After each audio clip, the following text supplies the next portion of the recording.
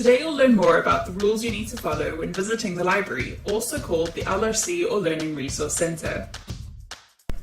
It is important to always be quiet when visiting the library so that you do not disturb other students who have come to the library to read or to study.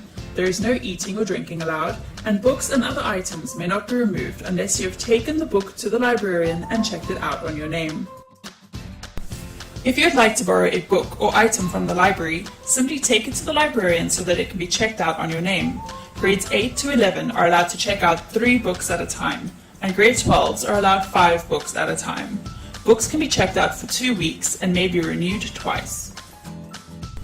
The due date slip at the back of the book will tell you when it must be returned. To return a book, simply put it on the librarian's desk so that it can be checked in. Never return books directly to the shelf. If you have used books in the library without checking them out, simply put them on the trolley and the librarian will pack them away. If you're looking for a specific book in the library, you can search the library catalogue. E-books can be found on the Britannica website. Both of these websites can be accessed by scanning the QR codes in the library. You can also ask the librarian for assistance. How to use the library catalogue. The catalogue is a complete registry of all the items found in a particular library. Our library catalogue can be accessed by following the link below. It is important to know how to use the catalogue, as universities and public libraries will all have similar catalogues which you'll need to use to locate books. Once you have accessed the catalogue, you can search for items using the title or author of a book. If you do not have these details, you can search by simply using a keyword. To do this, select Keyword from the drop-down box.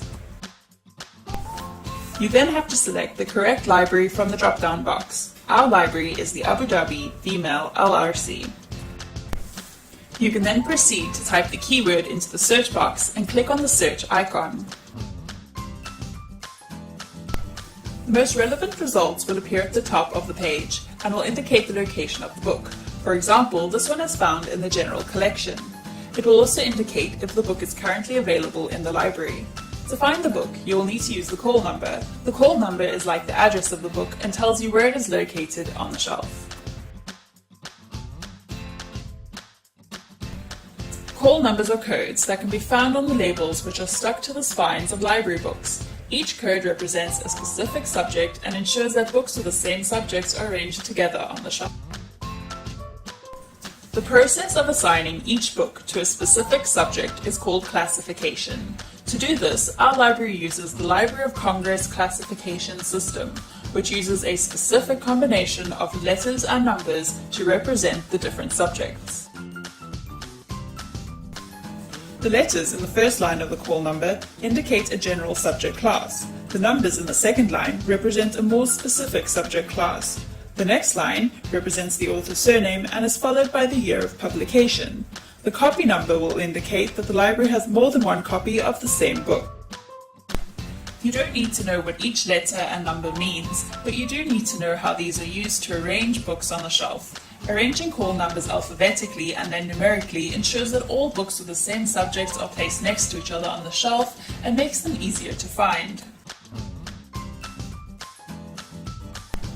The different collections in the library are clearly labelled with different colours and shelf labels. The different collections are also indicated at the top of the call number. For example, REF stands for Reference Collection, JPN for Japanese Collection, and AR for the Arabic Collection.